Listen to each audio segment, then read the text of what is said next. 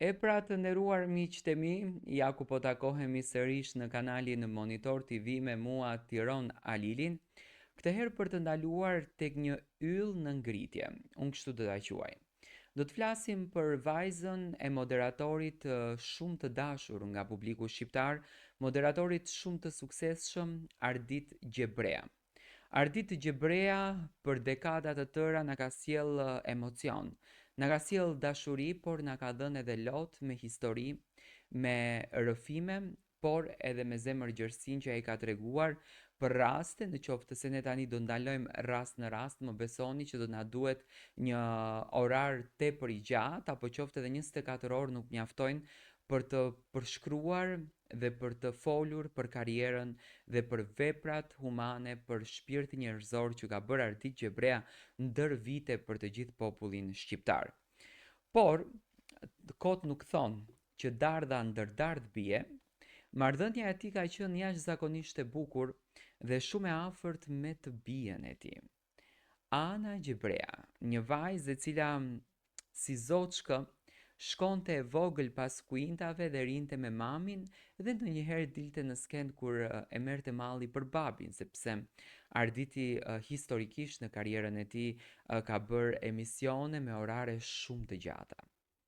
Dhe Ana, e cila rinte në prapasken, e cila kishte një marrëdhënie shumë të veçantë me babin, ajo e vogla e shtëpisë, ajo e ëmbla e shtëpisë, ajo e dashura e shtëpisë, me patjetër që në vitet e hershme të saj, tregonte ambicien dhe tregonte zgjuarsinë që do të jetë një artiste e ardhshme.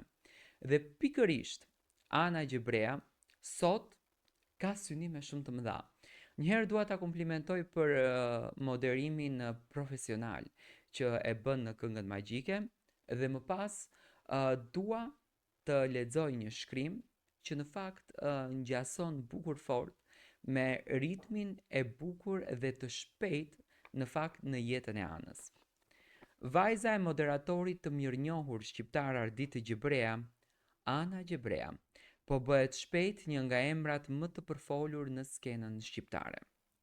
Me një talent të natyrshëm, vokal të veçantë dhe një karrierë që po ngrihet me ritme maramëndse, Ana është duke treguar se suksesi nuk është thjesht një trashëgimi familjare, por është rezultati i punës, përkushtimit edhe pasionit të saj të jashtëzakonshëm. Vetëm në moshë të re, ajo ka promovuar dhe ka provuar se nuk është thjesht vajza e Arditit, por një artiste me identitet, tepër të fortë, me një prezencë skenike që e mahnit publiku. Videot edhe performancat e saj janë shpërndar gjërësisht në rrjetet sociale dhe krahasimet me yllin me famë botrore Dua Lipa nuk kanë munguar në asnjë mënyrë.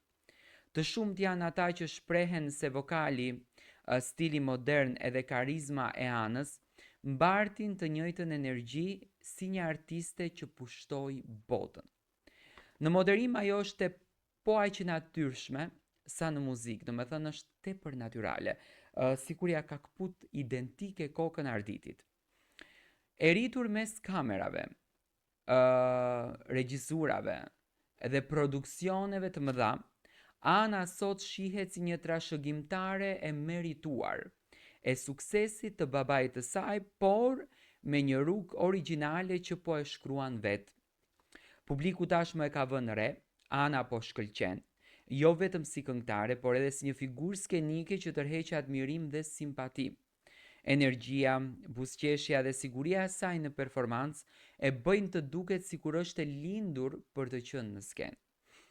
Me talentin që ka, nuk është çudi që shumë mendojnë së shpejti se Ana Gjebrea do të jetë në rreshtin e yjeve që shpërthejnë përtej kufive. Sot është një premtim i madh, ndërsa nesër një emër në skenat ndërkombëtare.